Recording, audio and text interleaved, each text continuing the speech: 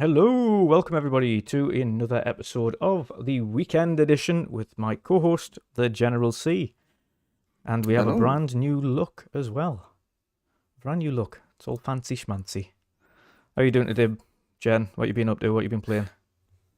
Yeah, not too bad, not too bad. Got a bit of a headache, so I apologise if I'm a little bit on the slow side tonight. But yeah, we're going to get into some fun. I've only really been playing Hunt Showdown when I've been gaming. Nothing has really been keeping me interested at the moment.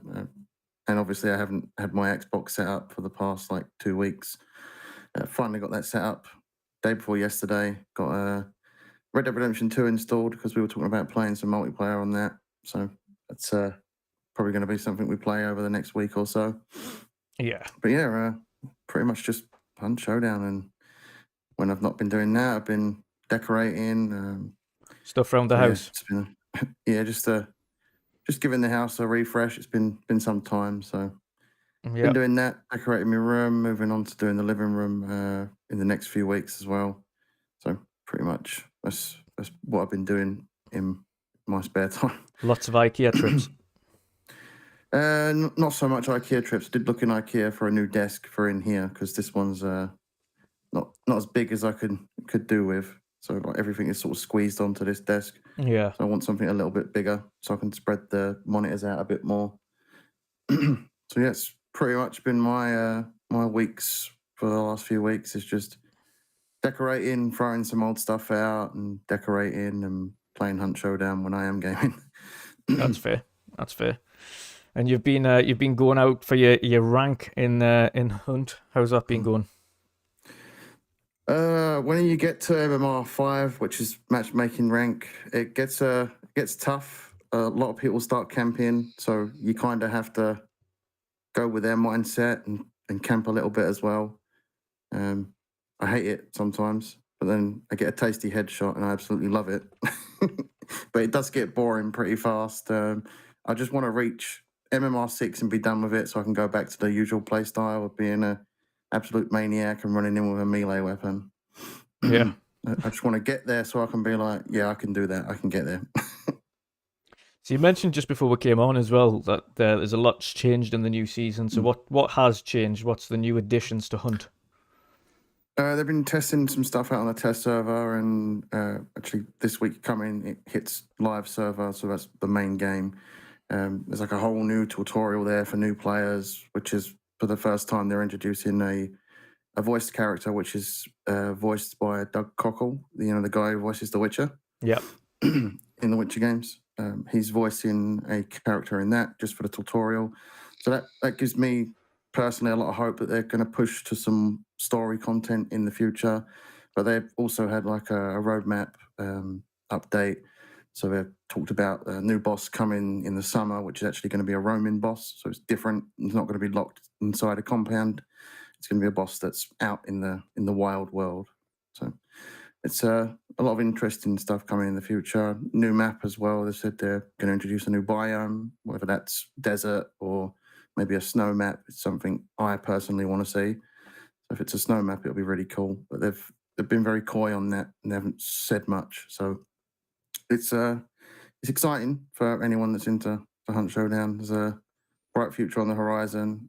What I love about Hunt Showdown is they try to change the meta of the game quite often. They introduce like new perks and stuff, which changes the game up. They're actually doing a lot of stuff for solo players now. So like if you get killed, you can bring yourself back to life with the Necromancer perk, which has been in the game for a while, but it was strictly like a team-based trait. Like one person could revive their teammate from a distance using sort of like magic to bring them back to life. But now I think if you're a solo player, you can revive yourself. And there's a few other traits in this new update that's coming this week, which is for solo players as well. I tend to play a lot of solo Hunt, but I also play a lot with a couple of other players as well.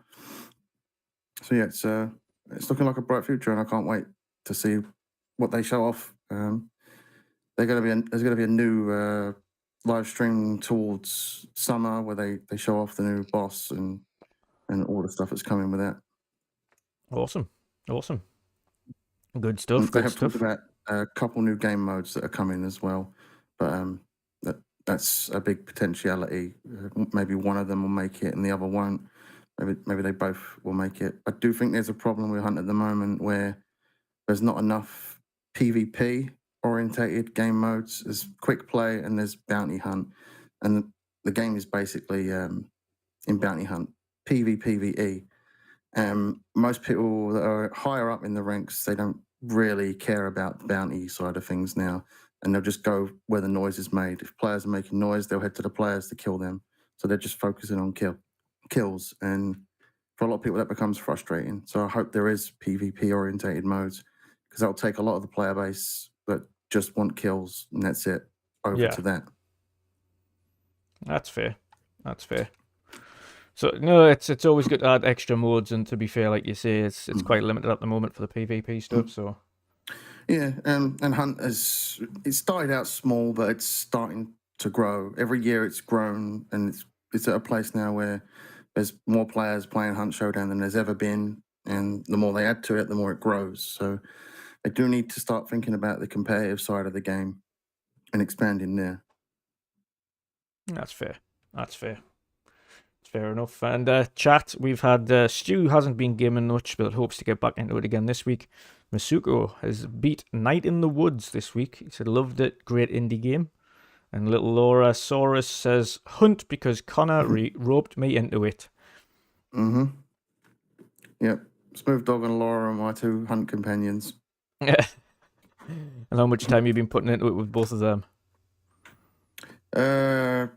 Most of my hours have been spent playing with them, but a bit of that is solo as well. They're the people I usually play with. That's fair. That's fair. Awesome stuff. Awesome stuff.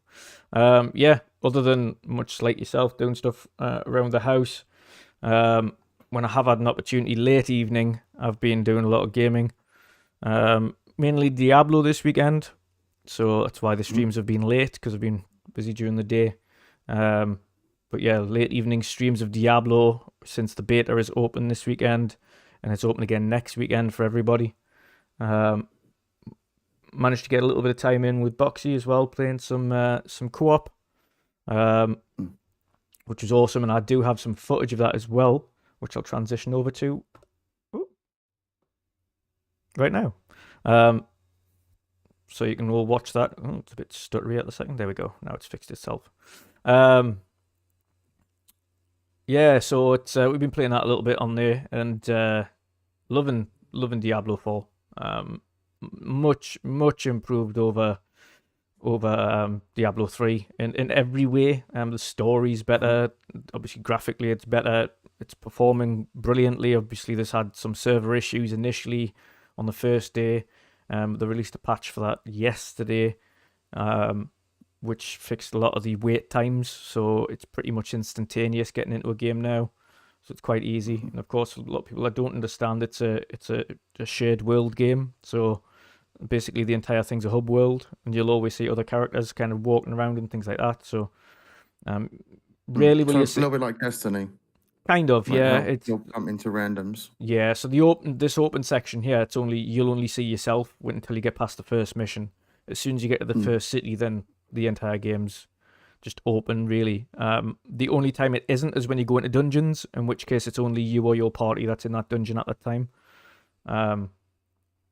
Anything beyond that is hub world. But it's so much to do, and it's, to be honest, it's quite staggering how much they've managed to include in just the beta, from both the story and exploration point. Like, you only touch the bare minimum of the game, really, in this, and I think the demo, or the beta playthrough, takes about 4 hours or so for the story segment you get to play, and that's only Act 1. God knows how many acts there are actually in the full game, but the section of the map that opens up to you in Act 1 is minute in comparison. When you zoom out, which I do on a number of occasions, when you zoom out and have a look at the map, it's massive. Huge.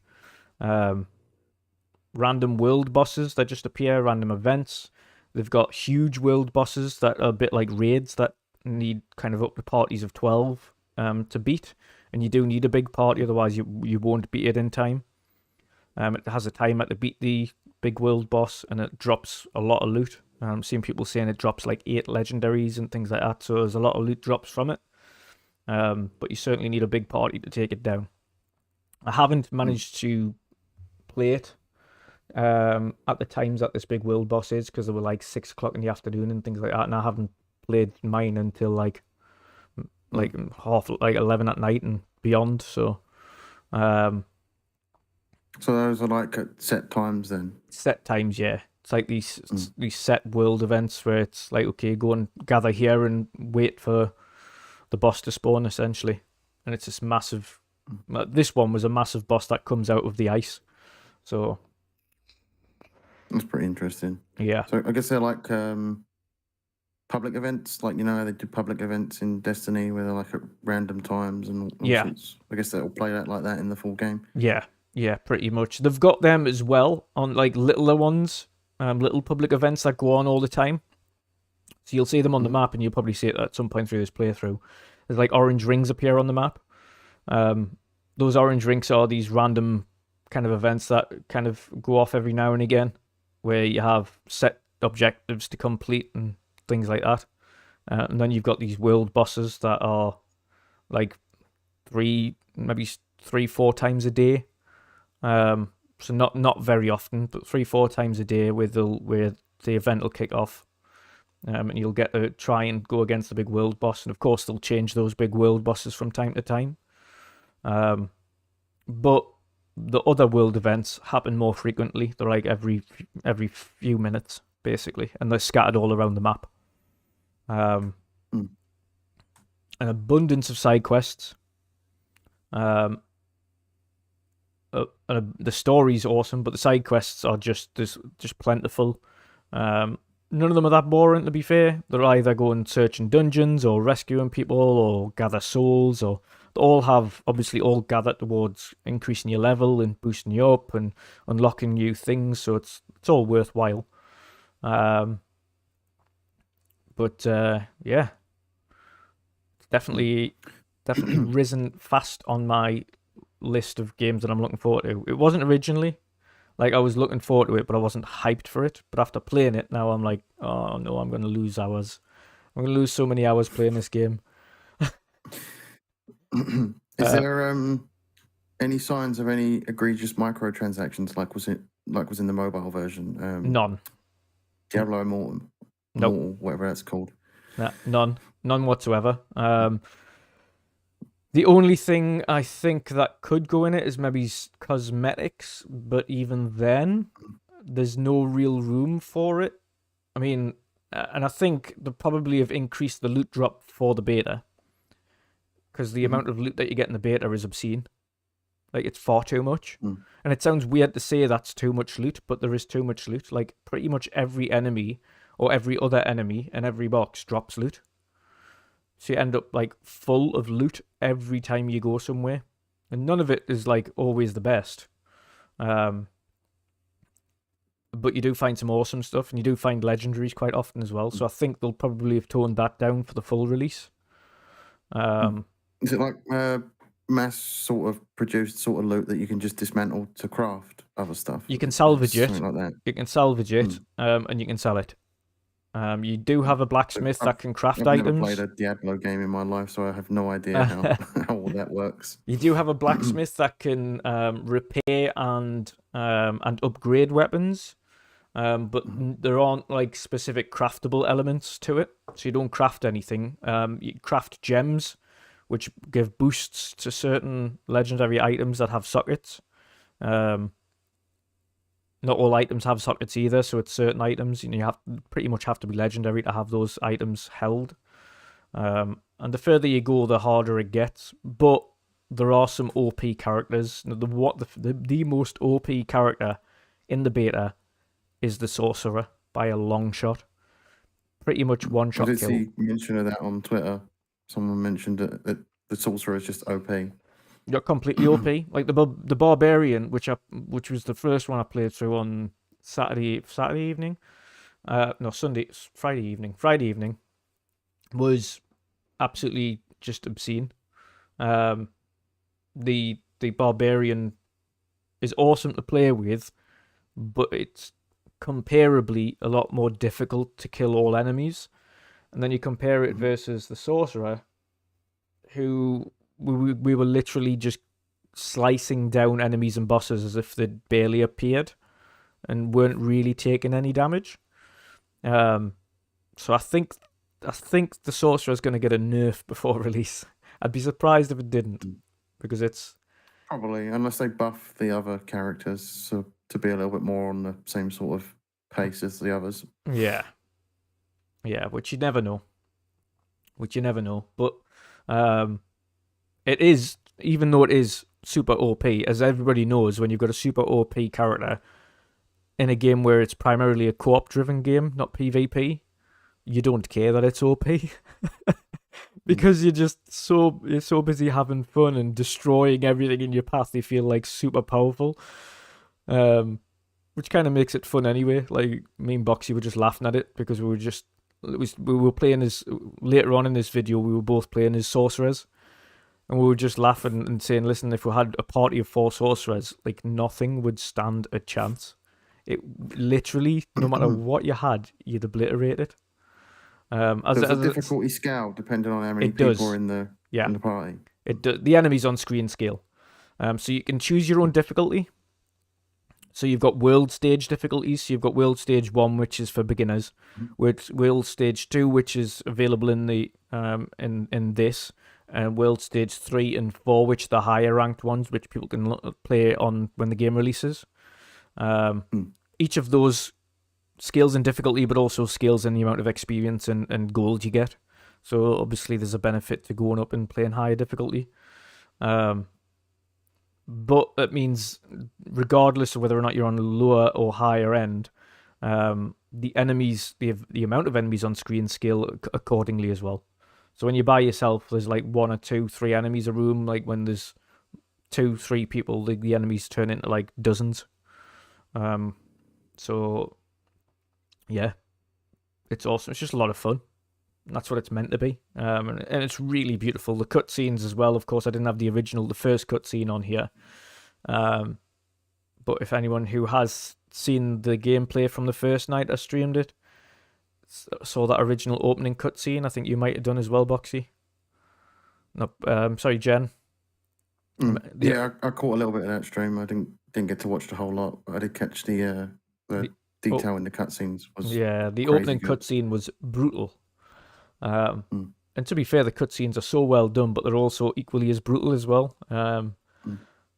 Just really, really good. Lilith is a really good antagonist.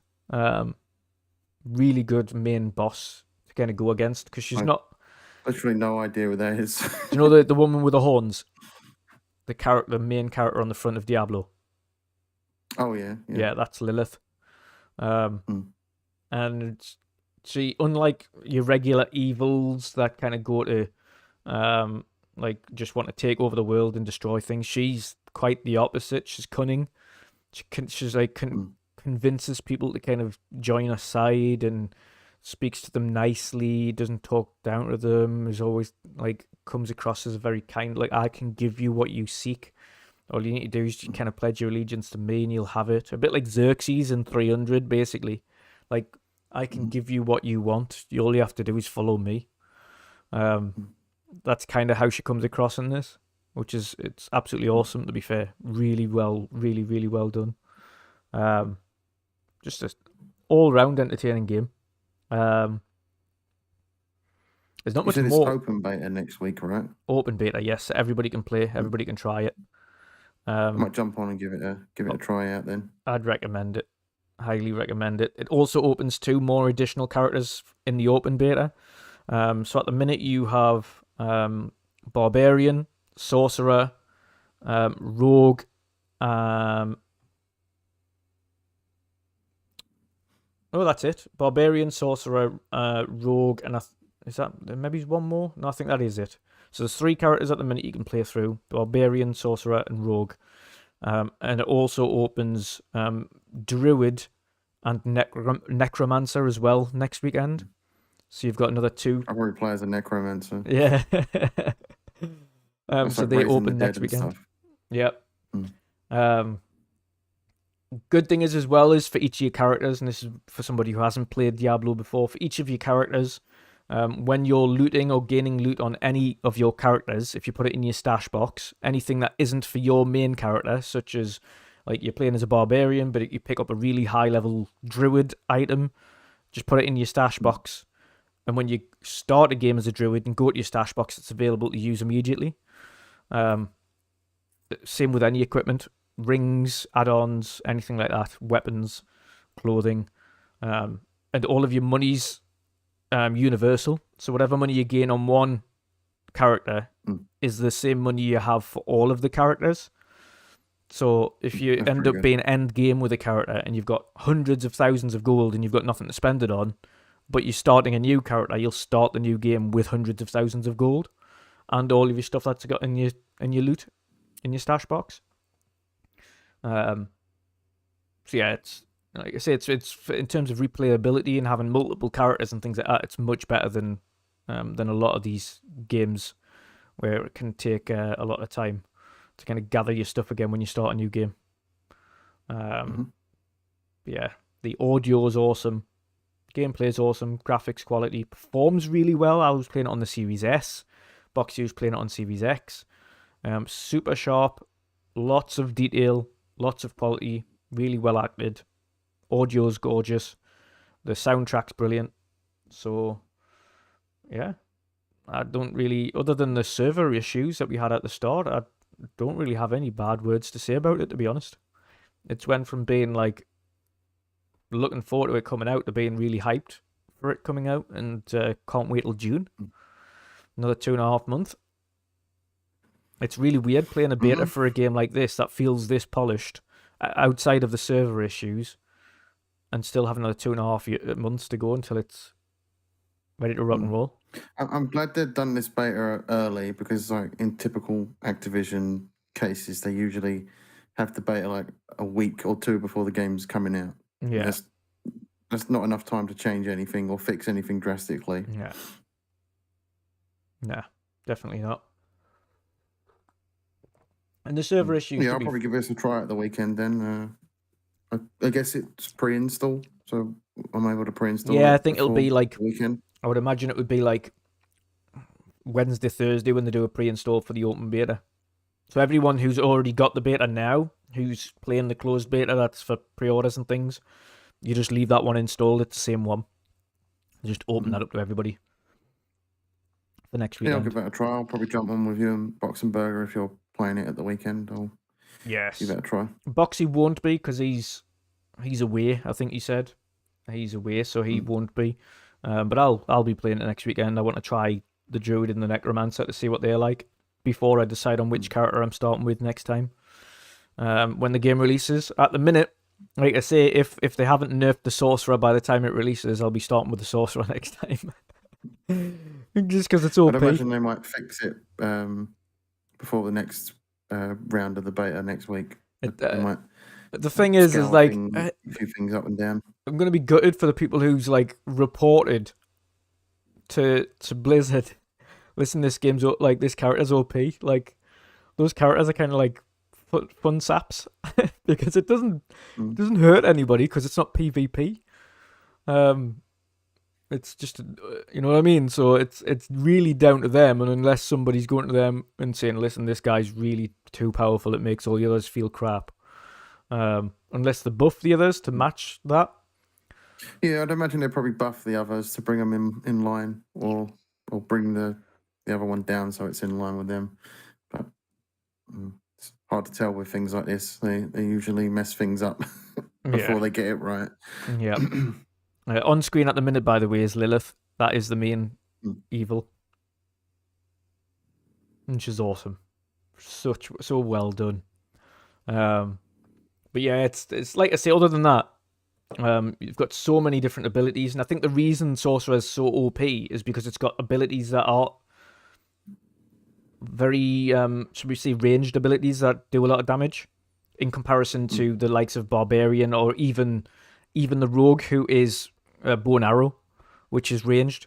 The Sorcerer's got like chain lightning, So when it hits one, it hits everybody, and it bounces between them. But it's cool. all, you can also add ricochet to that. So when it'll hit one and then ricochet between them all, and then you've got other ones that do similar things.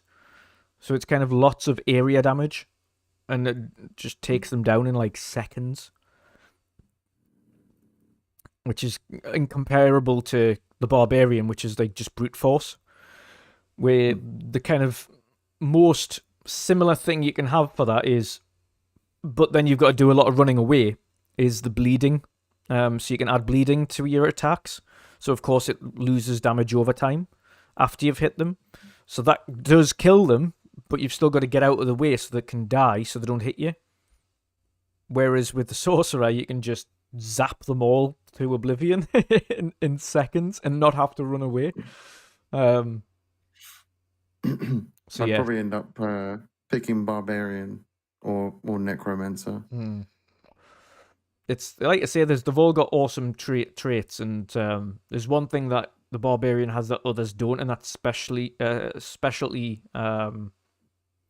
like a specialty tab, so they've all got equipment, and then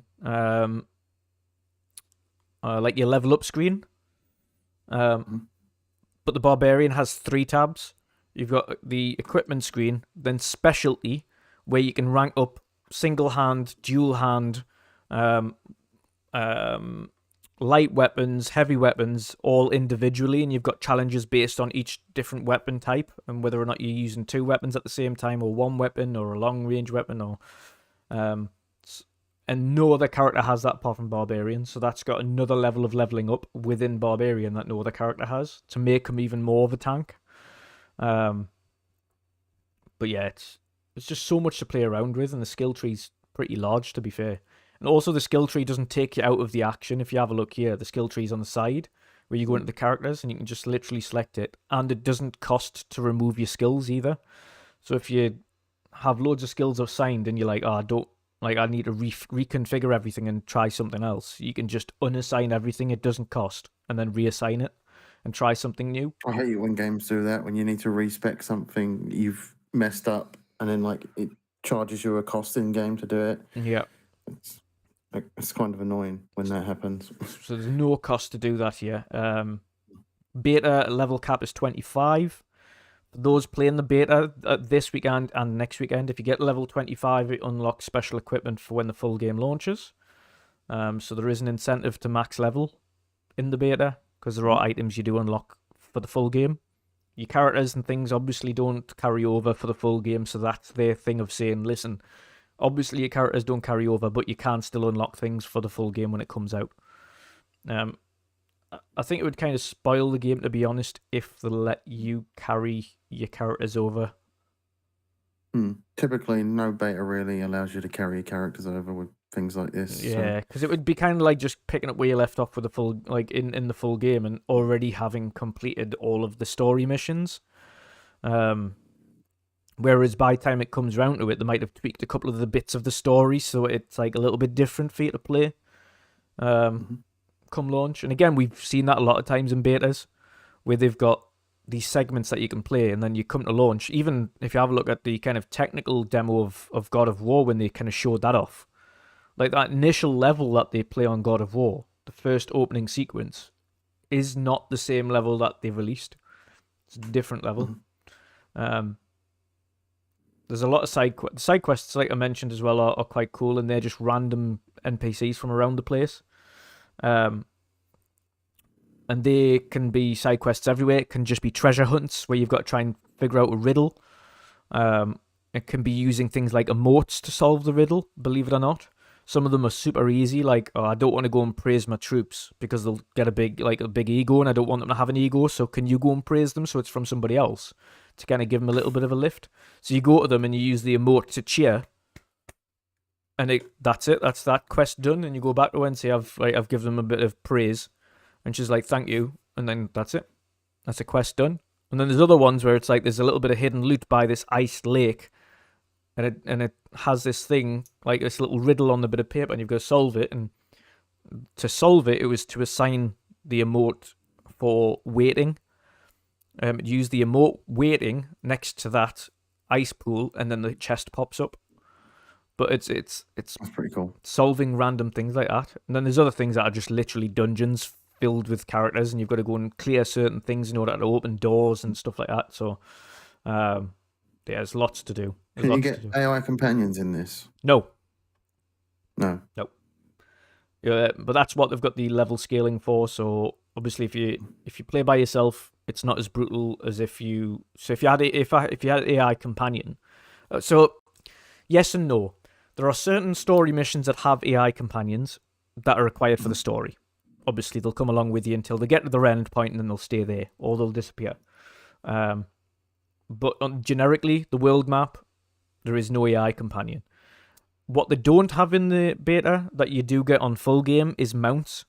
So you'll have horses and things like that, and then you'll be able to level up the horses and get mounts for your horses. All of that is there in the beta, but you can't use any of it, which is a shame. Because we were like, oh, I want to use the mount, but they don't have it. I'm hoping they unlock the mounts in the open beta, so we can kind of see what the mounts are like, even just from a basic perspective. Yeah, it seems weird. Why wouldn't they let you play around with mounts? Yeah, just to test that out to make sure it works properly. Which they might do in the open beta.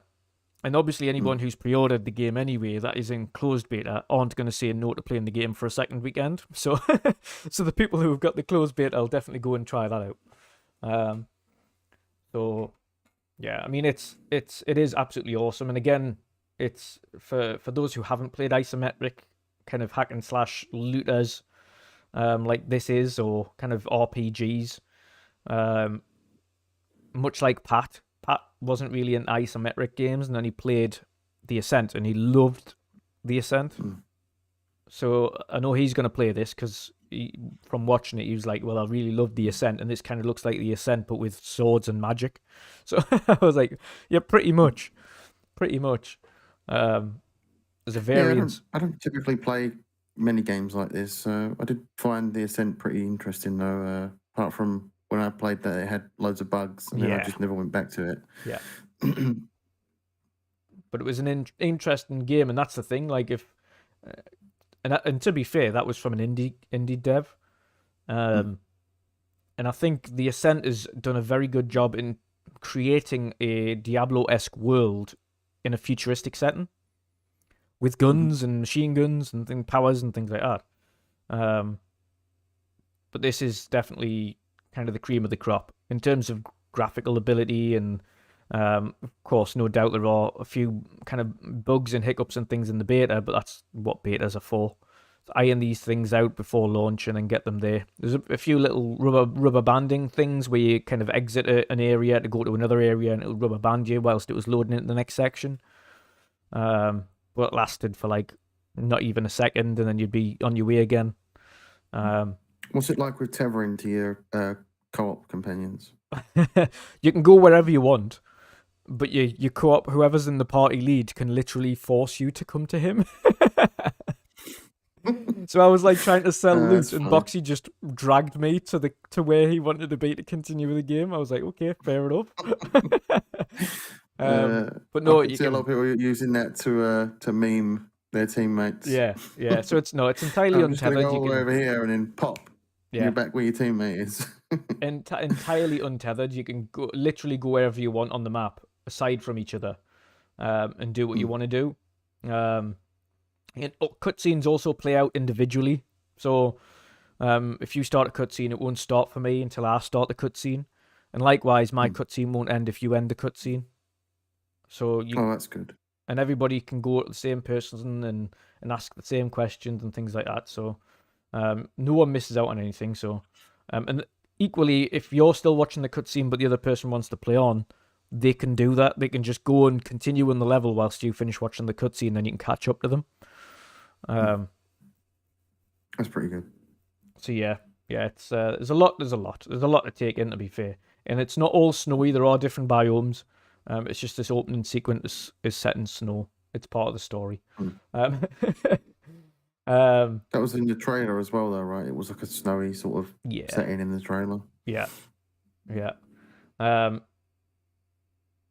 I'm wondering whether or not they. I need to apologise again on behalf of my dog. She's snoring like a trooper again.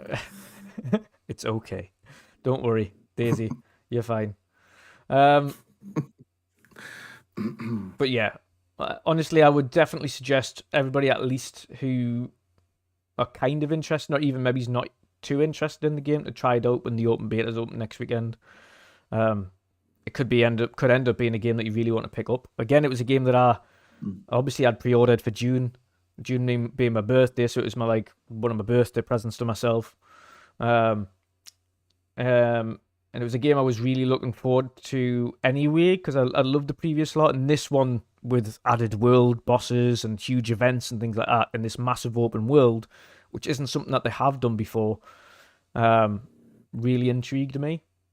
But having played it, it's now shot right up on my hype list, to the point where I think myself, Boxy, and a number of others have already said this has the potential to be yet another Game of the Year contender. Mm-hmm. And that is saying something, considering how many we've already had this year. Of course, people who have played Dead Space have said that's right up there. People who've, obviously like myself, who've played Hogwarts, that is in with a shout. Hi-Fi Rush is in with a shout for Indie Game of the Year. What else? I think Resident Evil 4 could be up there with a chance, because the reviews on that are like 94 or something. Like, they're obscene. A lot of good games this year. So many so good far games already. We're only, 3 months into the year? Yeah. And that's not including Zelda, which releases very shortly, which is still the number one selling on pretty much every shop online.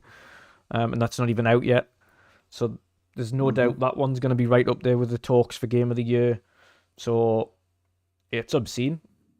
It's just so many awesome games this year. And I don't think any of them have, like, the quality of these games that have come out this year have been phenomenal. Like, they've surpassed expectations. No one expected Hi-Fi Rush, and we got an absolutely unbelievable game. No one... Hi-Fi Rush was amazing. Yeah. It had a great story, great gameplay, and it came out of nowhere. Yeah. Massive surprise. Massive surprise. Then we've got Hogwarts, which surpassed everyone's expectations by a long mile. Like, nobody expected that to be as good as it was, and it's still, as it stands, currently my Game of the Year. Hand in hand with Hi-Fi Rush. And again, like I say, we've got Redfall to come up yet. We've still got Resident Evil 4.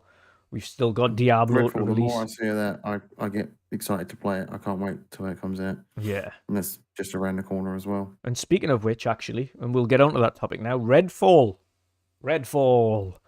So yes, the more we see of it, the more it does look better. And speaking of seeing of it, of course, they did recently release a new story trailer for Redfall, which introduced the main boss protagonists for the game. So your main bosses, the main head honchos of this vampire brigade that you have to take down. What did you make of that trailer? Yeah, it was very interesting. It sort of starts off with like hints towards there being this female character with like a rare blood type or something, and they're experimenting with her, and then that's what causes all this vampire outbreak. So that's pretty interesting. Whether it's gonna sort of follow the traditional sort of story of vampires, or be something that they just do with like the story themselves, maybe make their own lore up. But yeah, it looks very interesting. There's 3 big main bosses by the looks of it. Yeah. You've got the scientist guy that was experimenting on this patient. There's another one, and then there's like I guess what's the main big boss, which is that patient Zero, I guess. Yeah. So it's going to be interesting to play this, because like this gives you like a good sort of decent look at different areas of the map. Exploring that map is going to be amazing, to just get lost in that world. It looks like it's a big, hefty, open world experience, and sometimes that's all you need. But I have a big problem when it comes to those games, and I get lost in them too quick. The good thing that I've heard about it, that will kind of, I suppose, it will allay fears to people who might think it's too big. It doesn't feel like a UB game in the sense that it's big, open, and there's nothing to do. It's an open world. It isn't as big as a huge kind of Ubi game. The quests that you do are, even the side quests feel meaningful. They don't feel like just fetch quests, which is what I've heard. So from those who know, so it sounds like they don't have fetch quest kind of missions in there. At least not all of them are. At least the vast majority aren't fetch quests. They're actually meaningful side quests, as well as the main quests themselves. So it sounds like it's pretty decent, to be fair. Yeah, that's what you want. You want side quests that expand the story and are not just like, oh, go do this, go do that. This is in the way of you getting to the main quest. Go do that before you can do this. There's nothing worse than quests like that. They're designed to put a barrier between you and the main story. Yeah, and I think realistically, it's maybe about kind of that 20-odd hour mark for the game. Maybe it's 20 odd to 30-hour mark for the game itself. Which is awesome, and of course that solo you can play co-op, whatever. So yeah, the more I see of it, the better it looks, and of course that's releasing day one in Game Pass. So thankfully, kind of don't have to fork out money for it. And that's not to say that I wouldn't buy it otherwise. It's just to say that, of course, money's tight these days, very tight. So it's always nice to know that sometimes you don't have to fork out for these big upcoming games that are releasing, especially ones like these which have been hyped for quite some time. Especially like right now, there's so many big games coming out. Yeah. We've got Resident Evil, which is 2-3 days away, I think. Yeah. And then right around the corner from that is Star Wars Jedi Survivor. And Oh God, I forgot everyone's about going to that. be excited for that. So and that looks even better. There was a story trailer out for that again. I'm staying away from that. I don't want to see it. I want to play that game. Yeah. I don't want to ruin the story experience for that. But yeah, there's certain games I'll tend to avoid the trailers, and then there's games like this which I'm not too bothered about seeing the trailers because they make me more excited. Yeah, I know what I'm getting with Star Wars. I played the first game. I sort of know what I'm expecting with this. I know it's going to be a good game gameplay wise, and I just want to focus on playing that and seeing the story for that game. So, definitely. But yeah, Redfall continues to look better every time I see it. Super hyped for it. It sounds like it's for those who have had a chance to see it. Of course, they can't speak on it yet, and won't be able to for some time. But I know that the sentiments are positive around the game, which is all I'll say about it. So, sounds like it'll be a good one, and I think they've got an internal confidence about it as well to bring influencers to see the game that far in advance. So we're talking like it's almost 2 months before release. They've had influencers out to go and play the game. This is out early May, right? Is it early May or mid May? Mid-May. Mid-May. Right around the corner. I can't wait to play it. Yep. And I save money because I've got Game Pass. Yep. Speaking of which, another game by the talented devs over at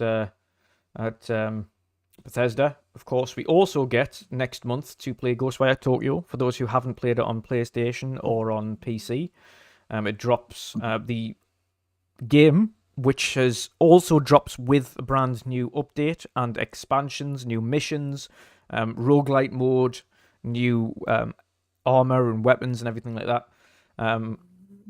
Drops on the 14th of April, straight into Game Pass.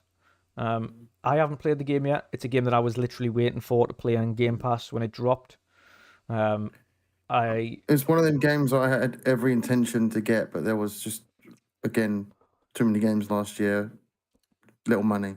Yeah. when it comes to getting. And when you know it's coming to game, Game Pass, it's coming to Game Pass, it's just a matter of time. It's not so much a prerogative or a priority to do so.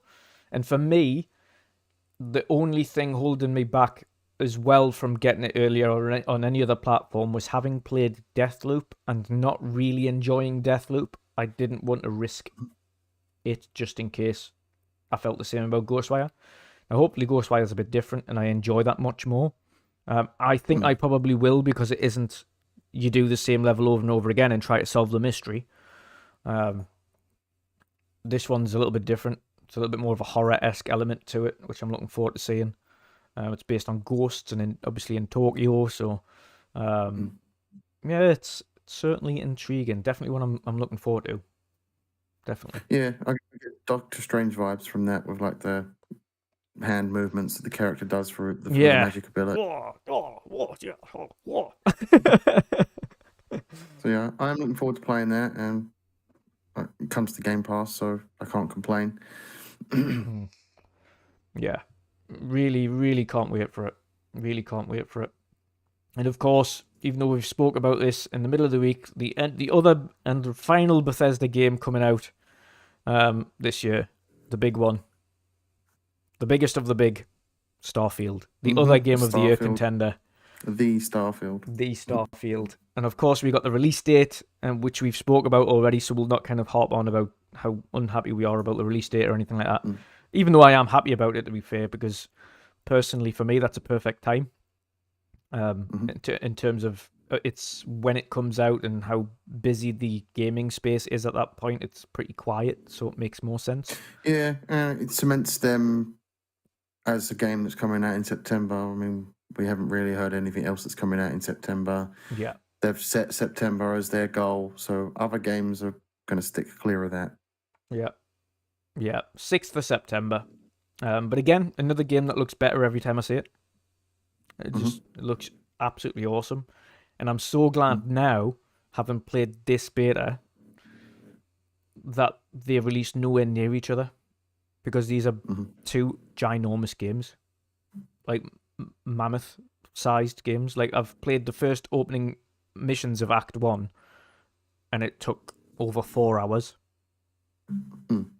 For the opening missions of Act 1 in this game. And then the map that you've got, or at least to show you the map of Act 1, the opening missions of Act 1 in the map, that map is only Act 1's map. Oh, yeah. And it's huge. Monstrous. But that's why I'm also glad they do have mounts in the game now to help it.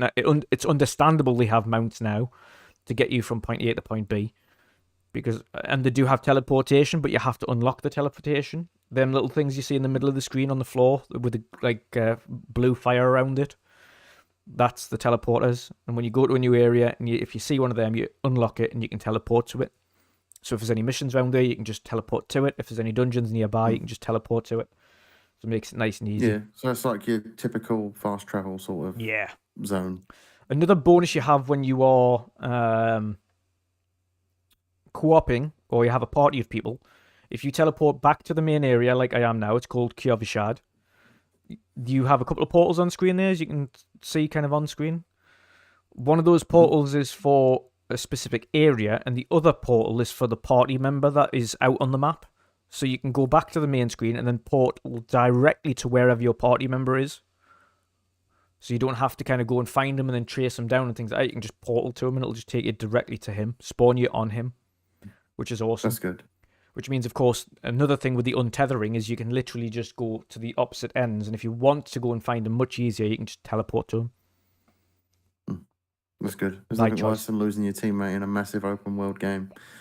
Yeah, and it is huge. And of course, it's not that you can't find him, it's just that the map's that big, you don't want to be running around forever, kind of trying to track him down as he continues to move forward. I remember the days of playing RuneScape with friends and having to try and figure out where everyone is. Yeah. So you can meet up. Yeah. It was a pain in the arse. Yeah. But yeah, the bonus, God, I think... that brings back memories. Bloody RuneScape. The bonus for me is the fact that this game is now... Like, both of these games are nowhere near each other, because having played this, I know how big this game is now. And there was absolutely zero way I could be playing Starfield within a month, or even maybe a month and a half of Diablo. There's absolutely zero way, because they're both ginormous games. Like, they're easily both over 100 hours. Easily.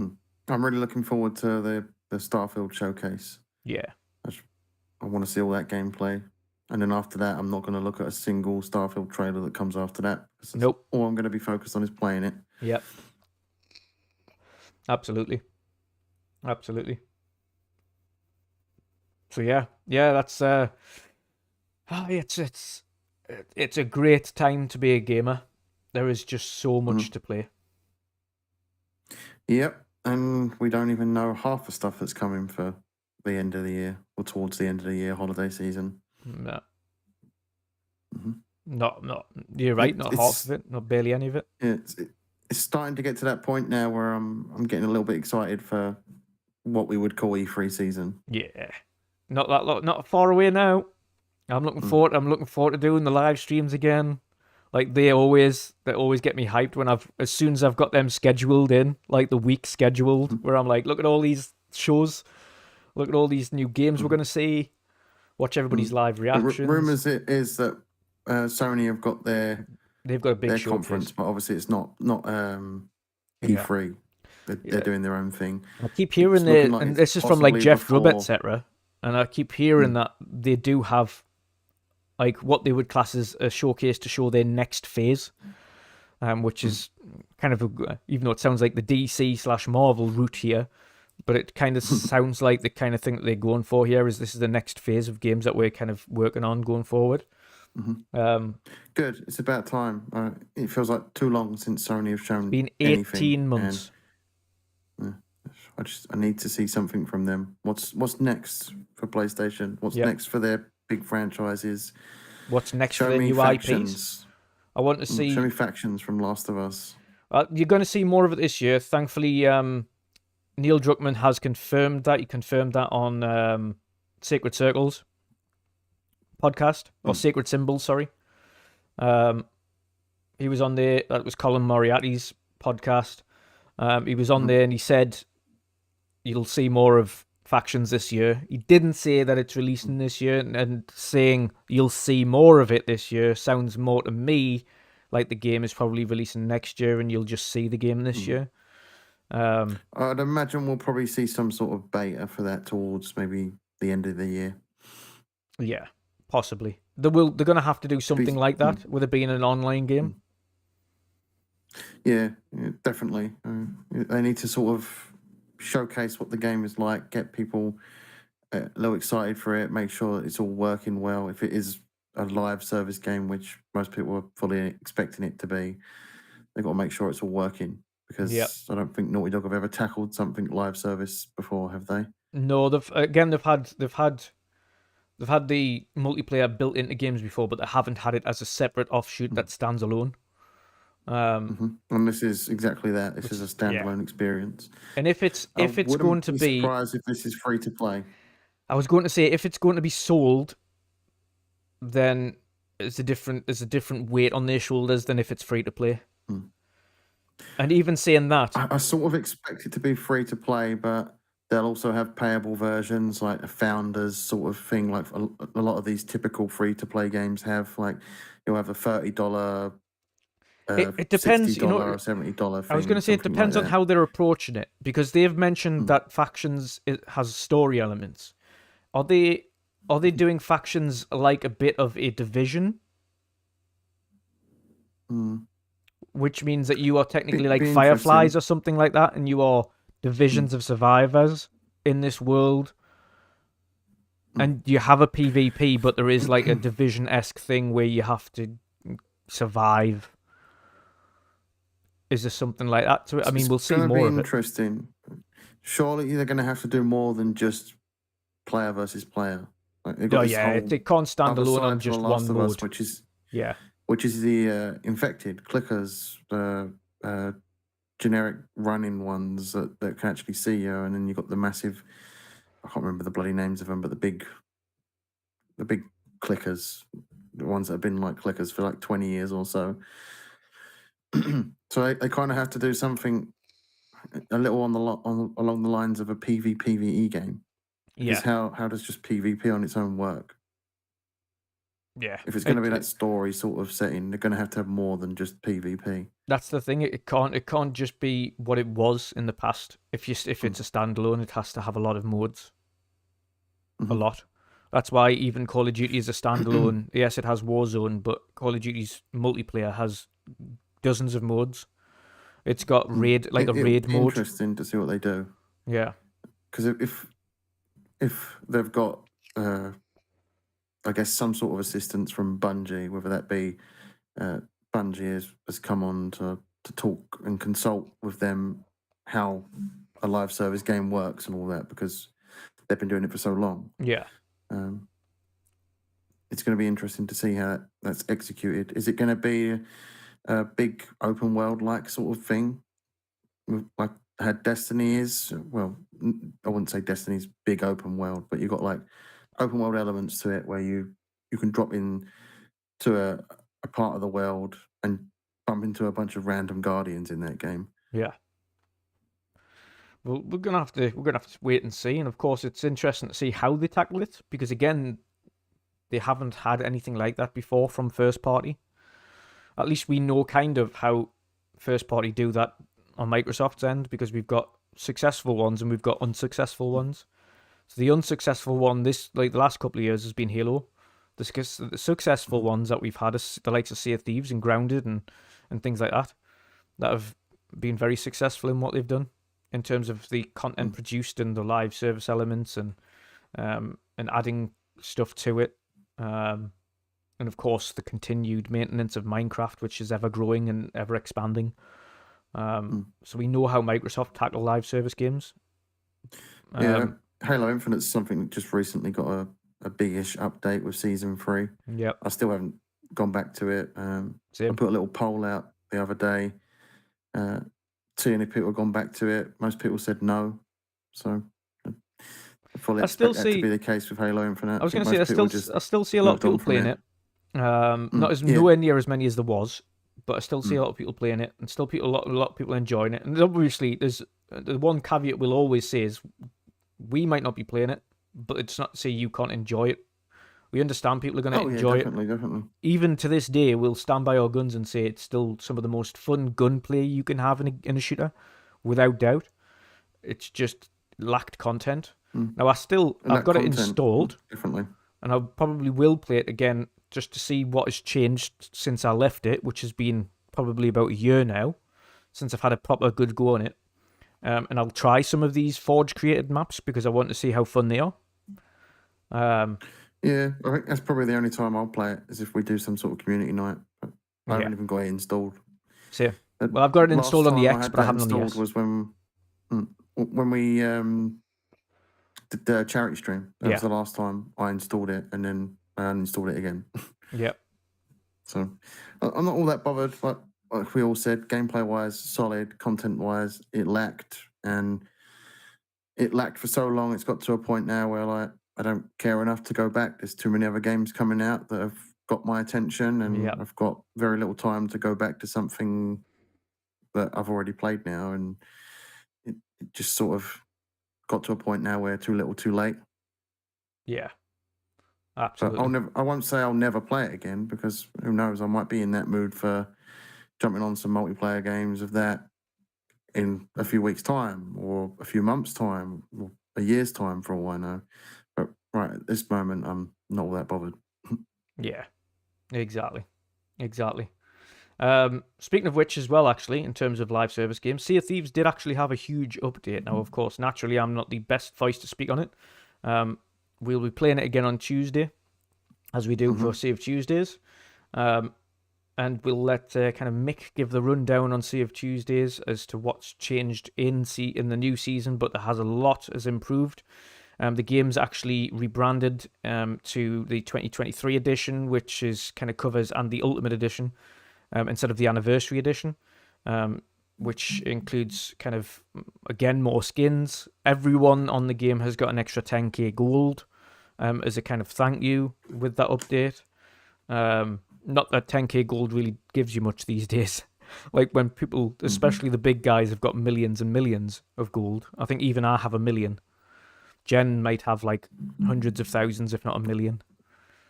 I think I've got 1 million, maybe over 1 million. I don't remember. Yeah. So even we've got lots. And to be fair, there's like, even though there's lots to spend it on, we spend a lot of time just on board on the ship, so we don't really spend it on stuff. So I'll have to go Occasionally we'll have a big fireworks blowout and spend loads of gold on fireworks. Yeah, we do that from time to time. But yes. So there's a lot of awesome stuff happening at the moment with current content. We've also got Minecraft Legends coming out soonish. That's dropping next month, alongside pretty much on the same day, I think, as Ghostwire Tokyo. So two in one, which is going to be awesome. I'm going to be trying both of them. Hopefully, I like them both. Fingers crossed. As Stu mentioned in chat, High on Life DLC is well announced. High on Knife, which sounds funny. We'll see what that's about when it drops. We know that Metal Hellsinger is getting DLC as well, with loads of new skins alongside that DLC. So that's going to be awesome. Yep, you DM'd me one today, which was very cowboy outlaw sort of themed, and I'm excited to. It was called see that. the guns. It was a gunslinger outfit, so it was literally cowboy themed. So that's awesome. But yeah, there's just so much new stuff happening at the minute. So much new stuff, and of course, naturally, when a beta like this drops, you want, because it's gone after the weekend, you want to put your time into it, because you can pick up anything and play it whenever with games that you own in other games. But when it's a beta that's literally time expired, and you can't play it again after these weekends until June, you kind of want to put your time into it and just have fun with it whilst you can. Make the most of it. Yeah. And again, despite the fact that I'll be doing it all over again, I can't wait to do it all over again when the game releases, and get the achievements for it and have fun and make my character unbelievably overpowerful. And it does have a transmog system, which is good news.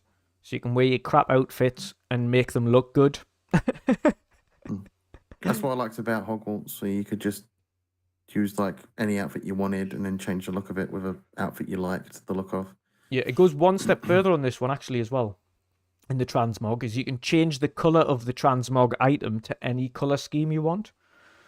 So that's good. Which is cool. Which means you can kind of all change it all to purple. You can change it all to red. So the original item would stay whatever color it is, but if you changed it to another item, you can change the color of whatever that looks like to any color you want, which is really cool. So definitely like that approach to it, that transmog. But you can only transmog your items in the house, in the main area. You can't do it on the fly. That's the only bad thing about it, is you can't just do it as and when you feel like it.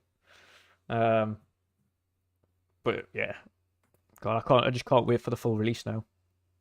Super hyped. Super hyped. Is there any other big games you're looking forward to coming up soon there, Jen?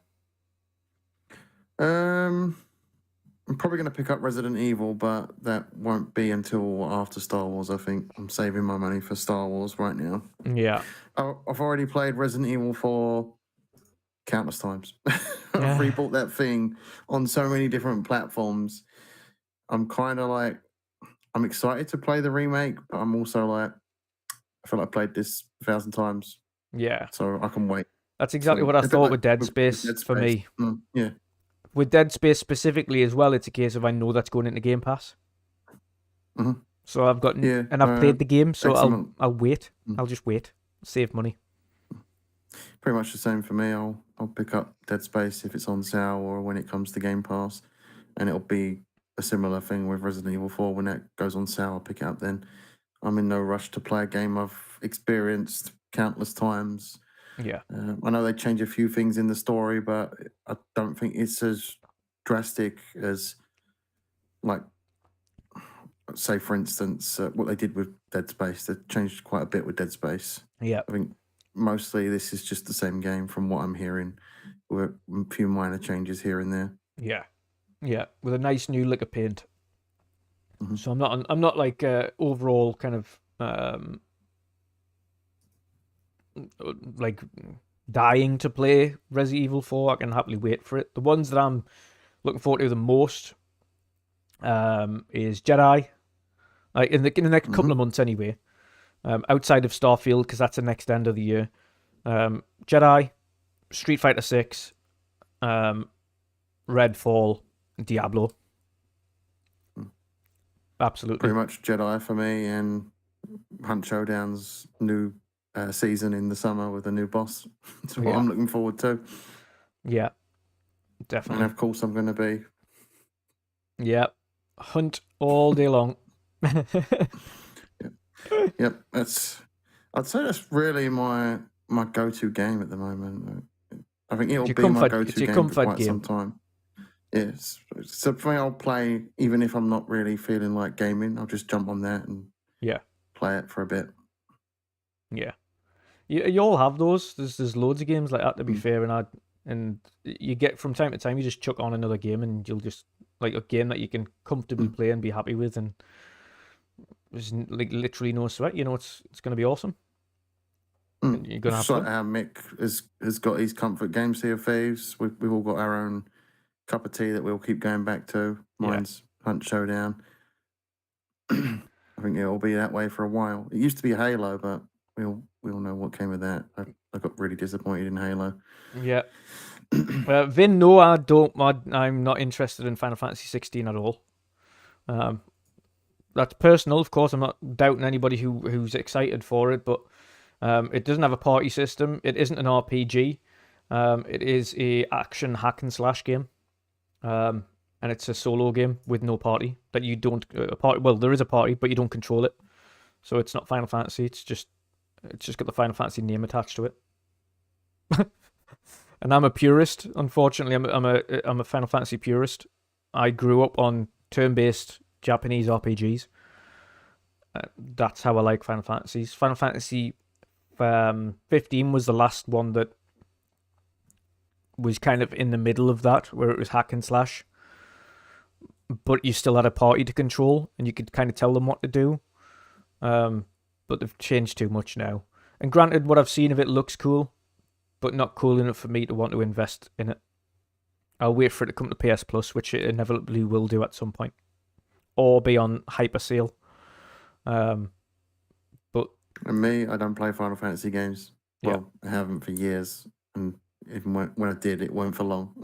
Can't really say I'm into them. And as pretty as Final Fantasy VII Remake looked, that they also changed too much of the original formula for me. So I'm not even super hyped for Remake Part 2 or Remake Part 3. I'll happily wait for them to go on sale. Vin says. Yeah. No, it'll be, like I say, my big game that I'll be playing before Starfield is definitely going to be Diablo now. I can already tell. I'm going to spend so many hours in this game. But yeah, it's going to be good. And it's not even counting Forza, which is going to be in there. We've got the Forza DLC, which drops at the end of the month. Forza Horizon Rally Adventure, which drops next week. Is it next week or the week after? What's the date next ideas. week? Week after. So it's 2 weeks' time. We've got the Forza Rally Adventure DLC in 2 weeks.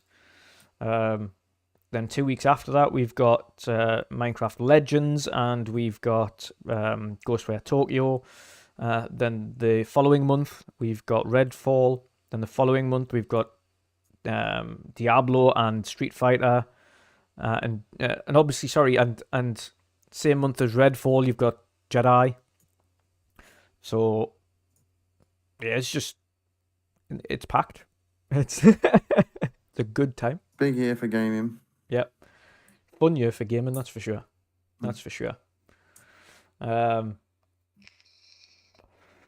So, can't wait. Can't wait. This has been quite a straightforward show today, actually. Quite a short and sweet one.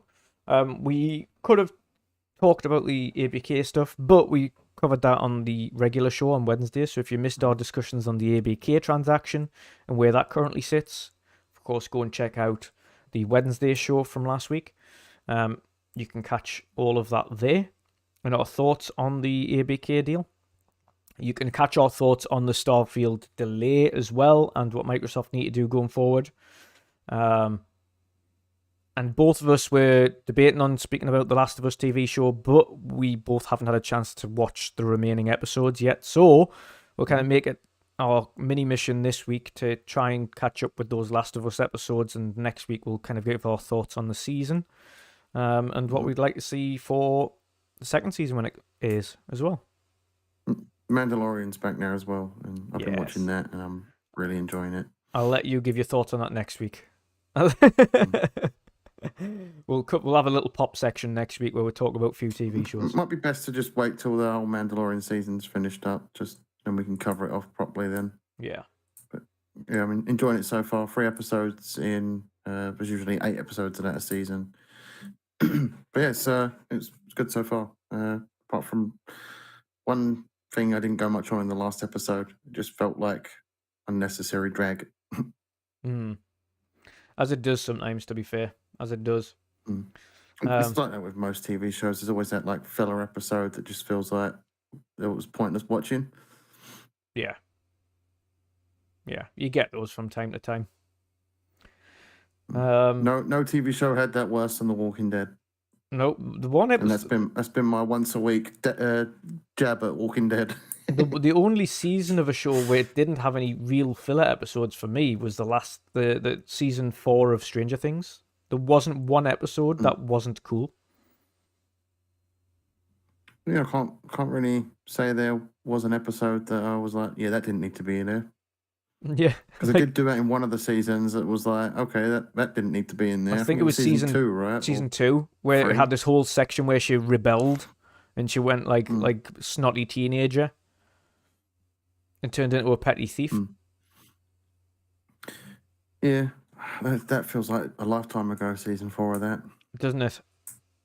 And it's still a while off till season 5. Yeah, next year, and that's the last.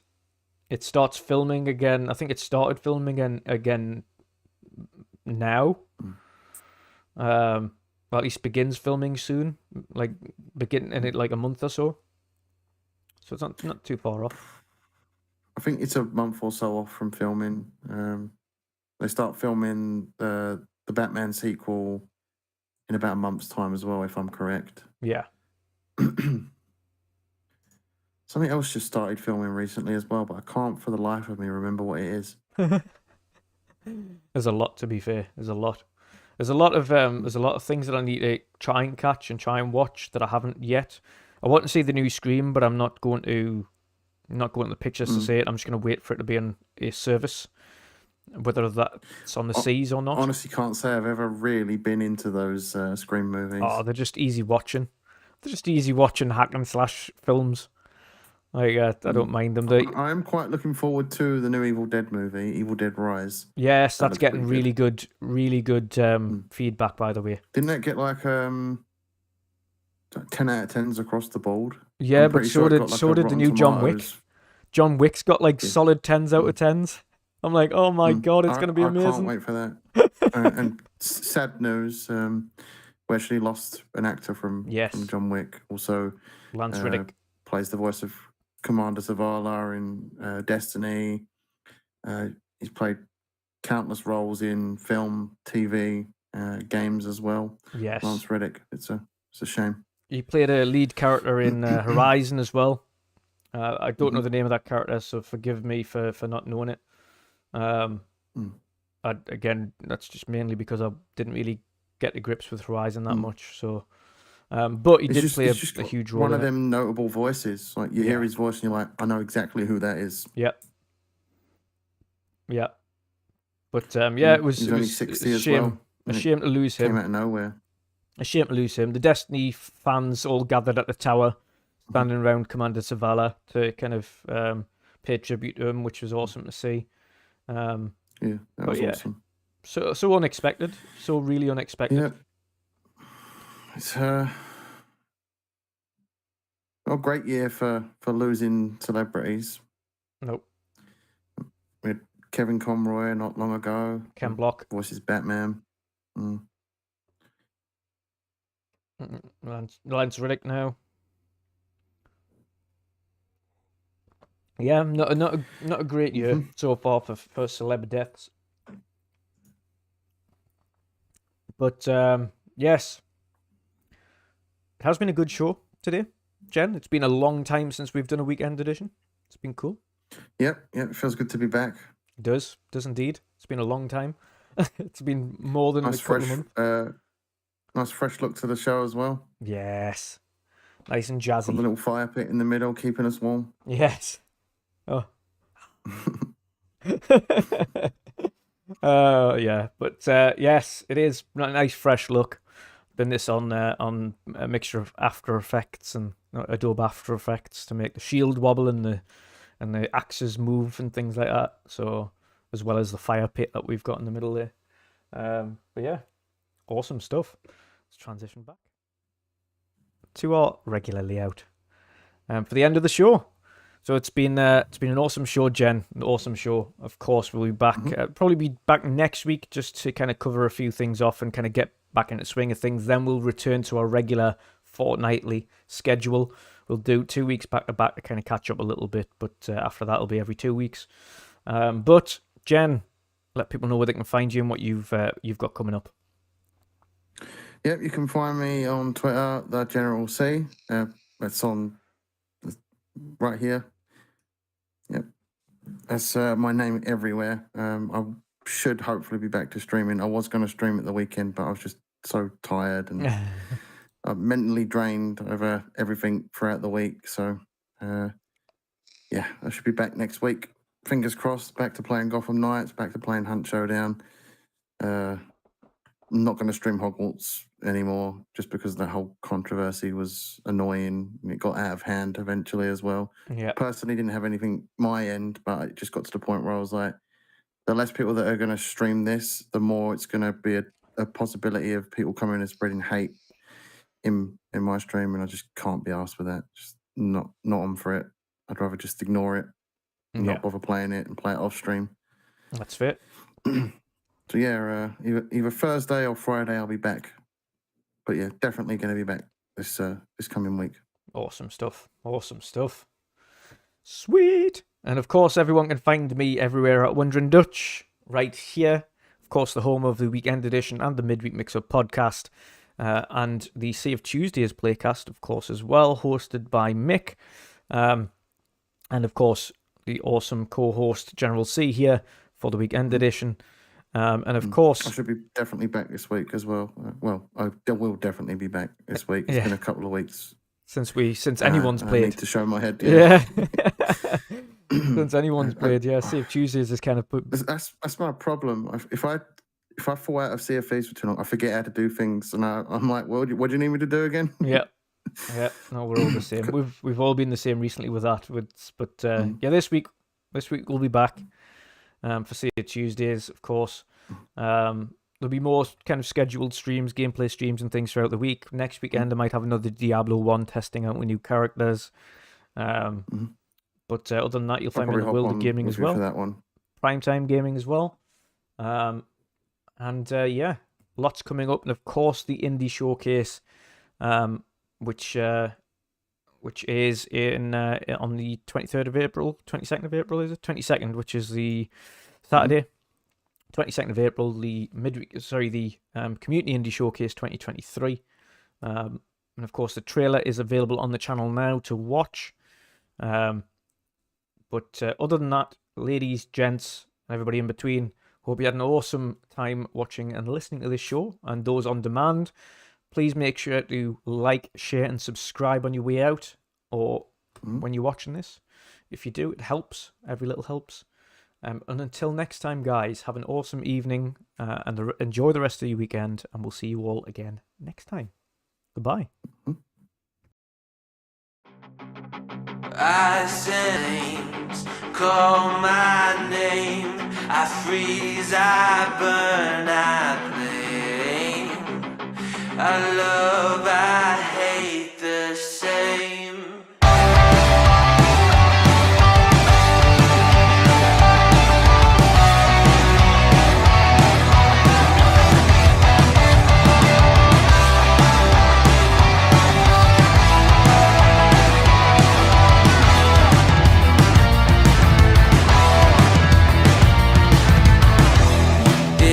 On my face, I cannot hide from the mistake my parents made. I'm never moving on.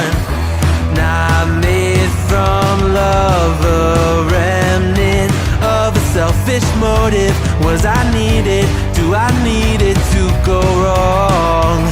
Polarized in hair and pain, pumping through my